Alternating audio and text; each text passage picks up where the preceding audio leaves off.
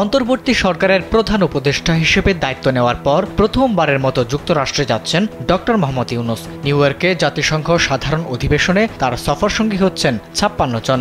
এর আগে বলা হয়েছিল মাত্র ৭ জনকে সঙ্গে নিয়ে নিউ ইয়র্ক যাবেন ডক্টর মোহাম্মদ ইউনূস।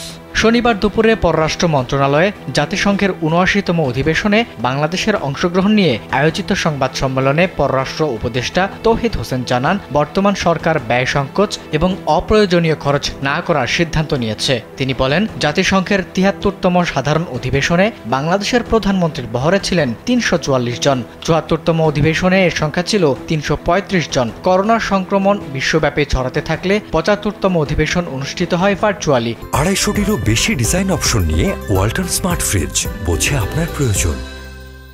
কোভিডের সীমাবদ্ধতার মধ্যেও ৭৬তম অধিবেশনে বাংলাদেশের প্রতিনিধি ছিলেন ১০৮ জন। ৭৭তম অধিবেশনে এই সংখ্যা ছিল ১৩৮ জন এবং কোভিড পরবর্তী ব্যয় সংকোচনকালে বা ৭৮তম অধিবেশনে এই বহরে ছিলেন ১৪৬ জন। পররাষ্ট্র উপদেষ্টা জানান, এবার সব মিলিয়ে ৫৭ জন নিউ ইয়র্কে যাচ্ছেন।